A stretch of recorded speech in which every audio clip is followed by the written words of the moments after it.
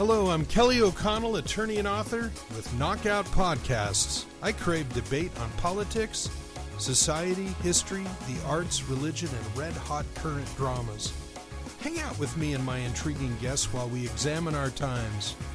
Hear my take and offer me yours. And please don't forget to subscribe.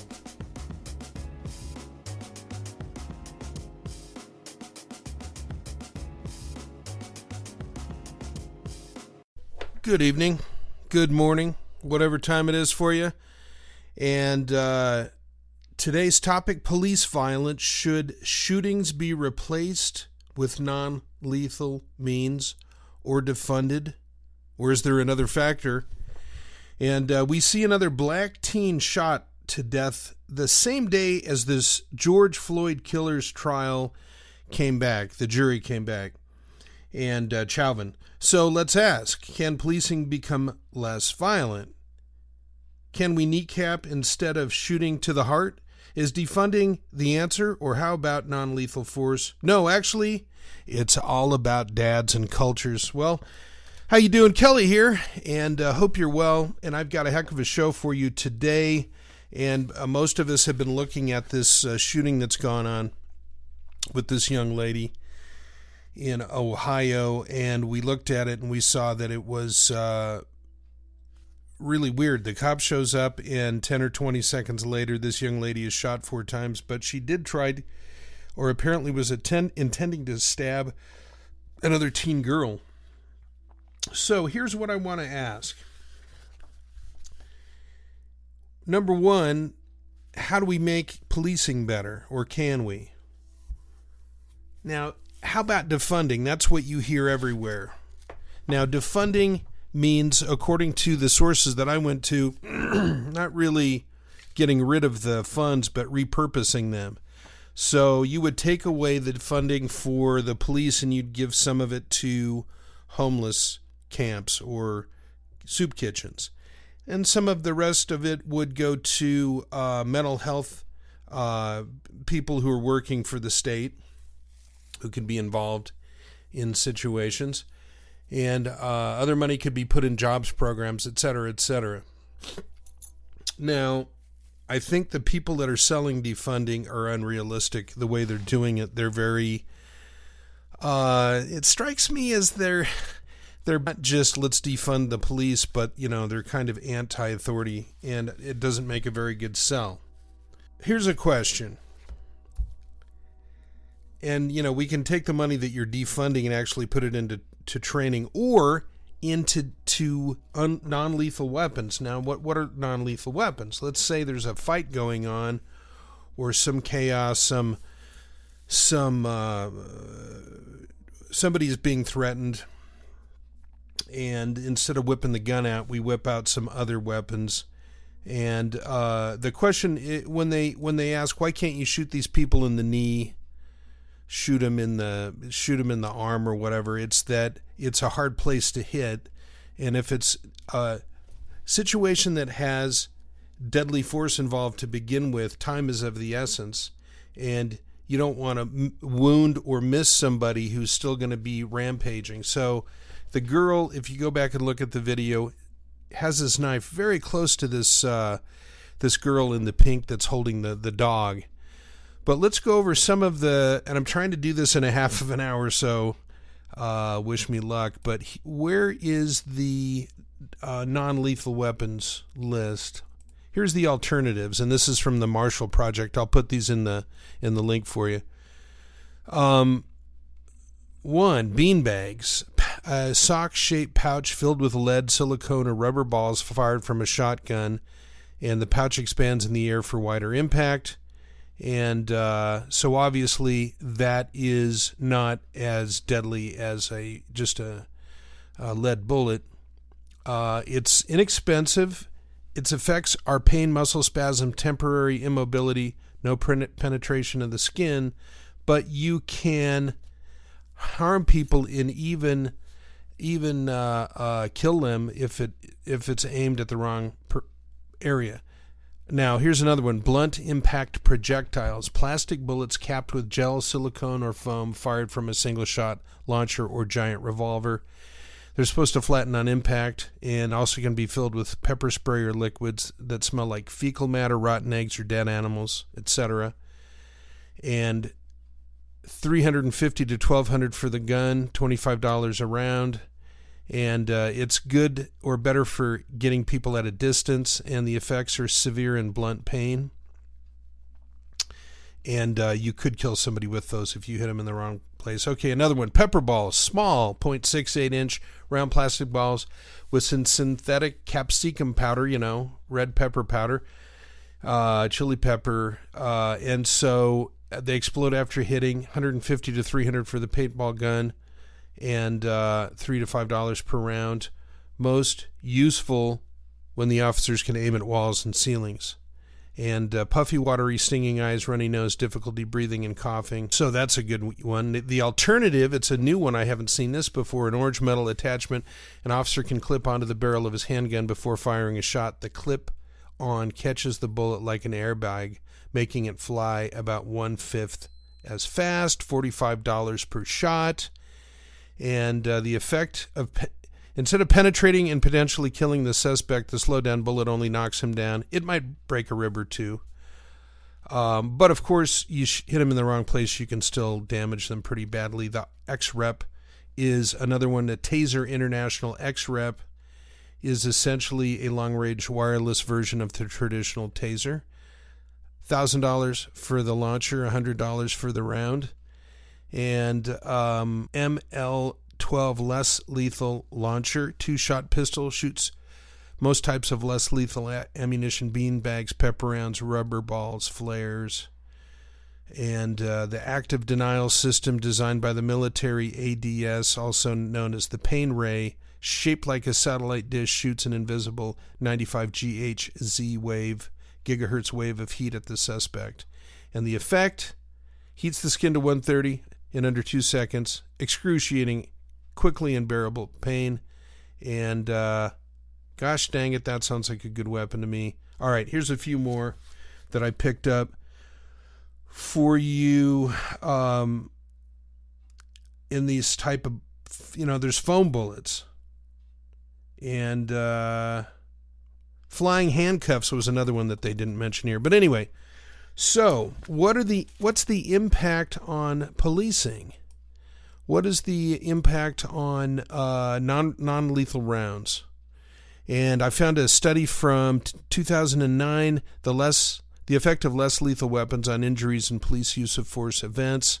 I'm looking here, the results. Majority of suspects were male, 87%, 31% white, average age 30 years. About 40% of all use of force cases result in an injury to the suspect. Suffice it to say that odds of injury to civilians and officers were significantly lower when police used CED weapons after controlling for different variations.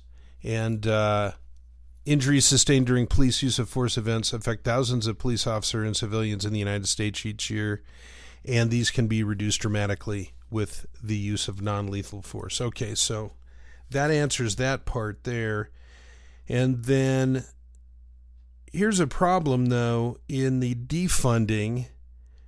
It also comes along with new rules and making policing harder or impossible in some situations, so good cops are quitting. Now, an effect of defunding, according to some sources, is that 51 of 57 cities saw an increase of the violence, murder rates. They're just absolutely massive.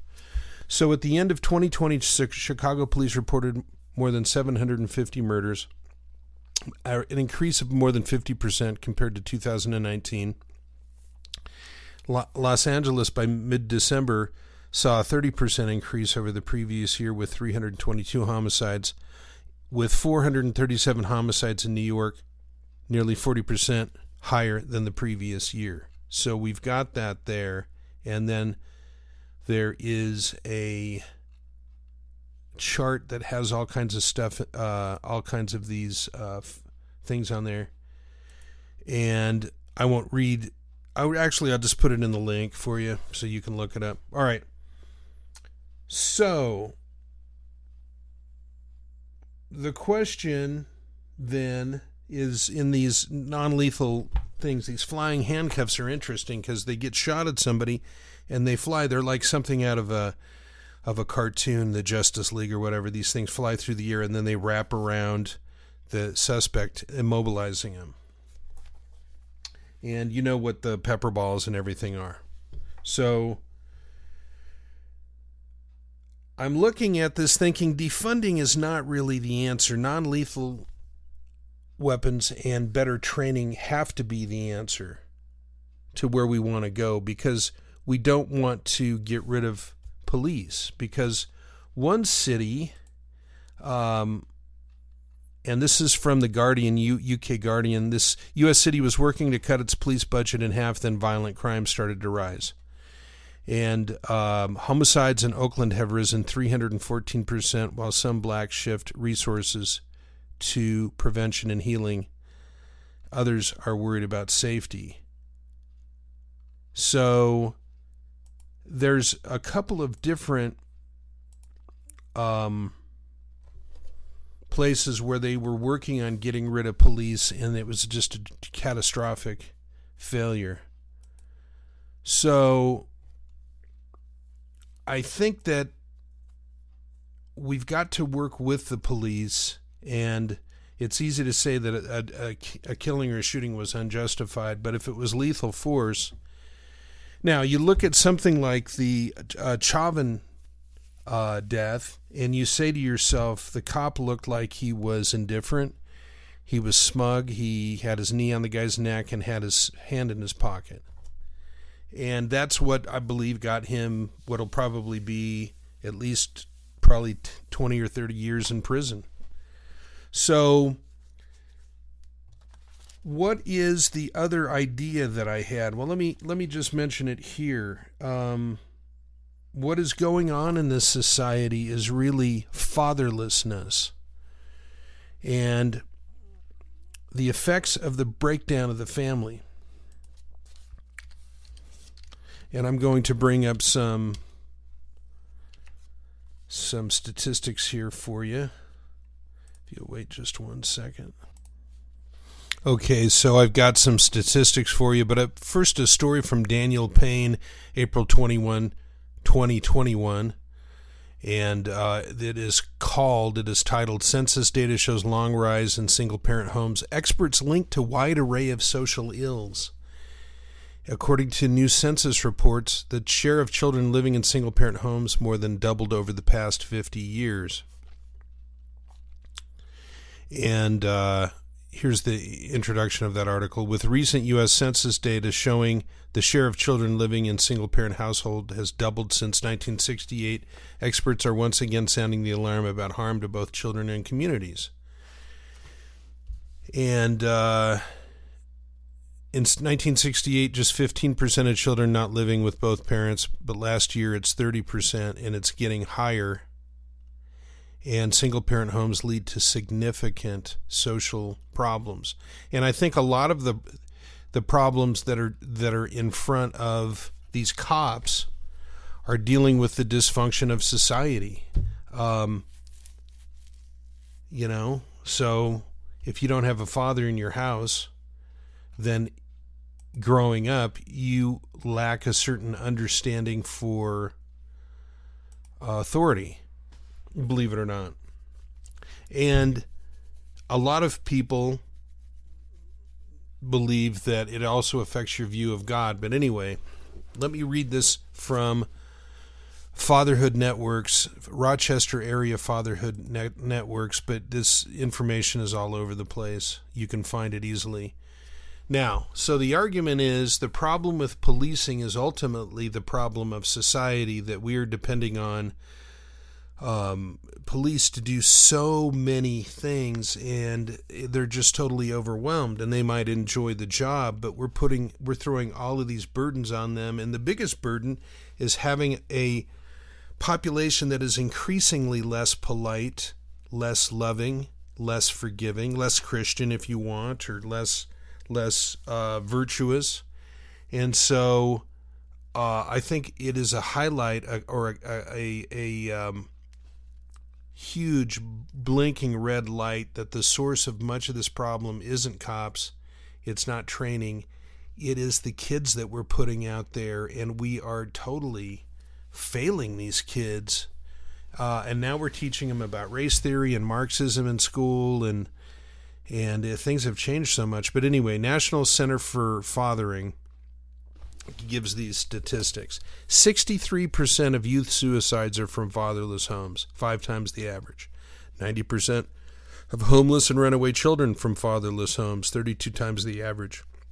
85% of all children who show behavior disorders from fatherless homes, 20 times the average. 80% of rapists with anger problems, 14 times the average.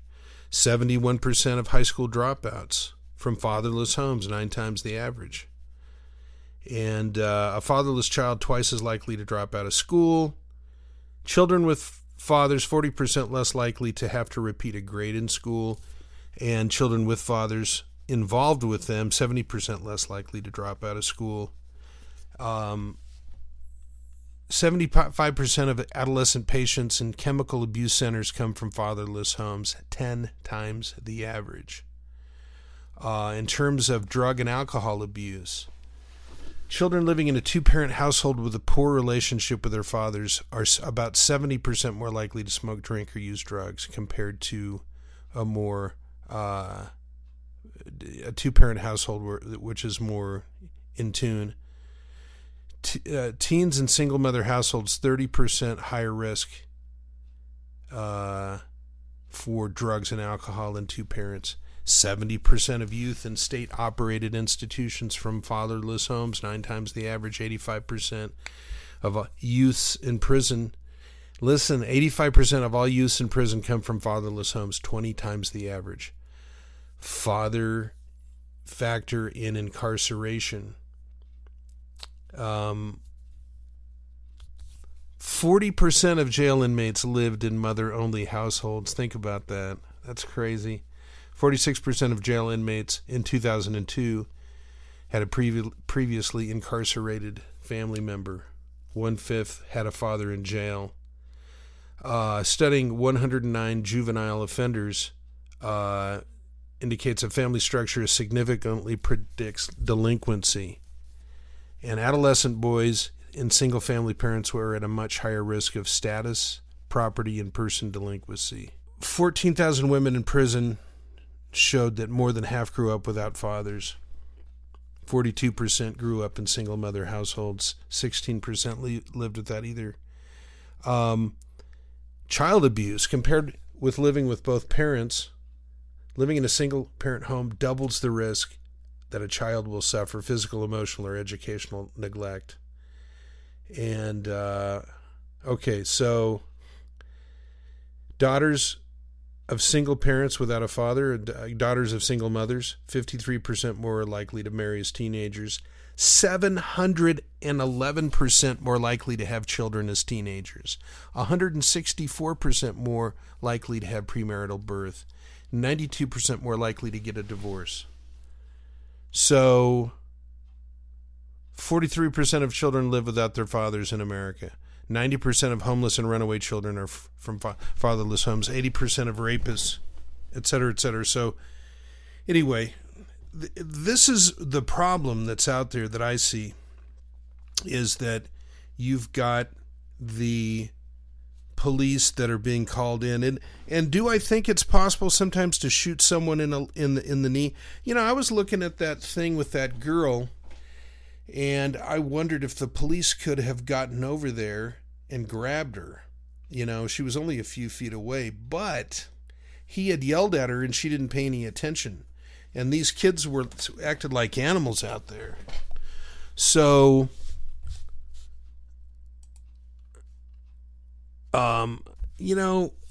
maybe he could have, but I mean, it's quite likely, given how crazy this girl was acting. And she's from what I can tell, a fatherless home. She's living now in she doesn't live with her mother, doesn't live with her father. She lives in child care, whatever they call it over in Ohio. But there's an example right there. These kids that are out there and they're so wild. But could he have shot her in the knee? He probably would have missed. He was probably trying to avoid shooting that other girl. You think about it, that girl was standing right next to the woman that was shot, the young lady that was shot, 15 or 16-year-old. So I think it's easy to be tough on the cops, and I think what's going to happen, I do think that there is a code of of taking care of omerta, or whatever you want to call it, that cops protect one another. And I'm sure that a lot of these situations where there's maybe a questionable call on how somebody was handled and how they ended up getting shot, etc., it was ended up being maybe swept under the rug a little bit. But I think the cops, on the other hand, realize that there are going to be mistakes made, and they're not always going to get every decision right. And the fate of the entire country is riding on the backs of these people. So are we going to get rid of half the cops? Are we going to get rid of half the funding for the cops? No. I mean, I don't think we are, because every place that they've tried it, the crime rate has spiked. But here's the problem. You got people in the White House and people that are running the country who have everything to gain by the police losing power. They have everything to gain by defunding of the police, because it makes the country less conservative. It makes the country less chaotic. It makes the country seem like the kind of place that needs some sort of federal intervention, and that's what they'd like, and that's what they're doing on the voting, to be honest. So that's the message today, is that these cops are out there, they're putting their necks on the line, and certainly we should put scrutiny on these people. If it is a questionable shooting, the cops got to be under scrutiny just like everybody else does. But I don't think that we're going to get anywhere by defunding. It's not a good idea. The places where they defund the crime, the murder rate is spiking. It's just incredible spike. Good cops are quitting. They can't do their job. Non-lethal weapons are a good way to go. Retraining cops is a good way to go. And the main problem out there, and you can see it in the culture, you can see, the number one music in America is rap music, and it's very angry. It is very, very angry, and it's full of talk of crimes, rejection of authority, etc., sex and drugs and everything. And I think that's because of the fatherlessness that comes out of those places. But the ultimate issue here is we've got to, we need a revival. We need a mass conversion of a lot of people in this country to get back to being a safe place that has less rules and better people, better motivated people who don't need as many rules because they're trying to work out the golden rule in their lives. Thank you for tuning in, and I hope you have a great day, and I'm going to try to do 30 minutes or less every day on an interesting topic.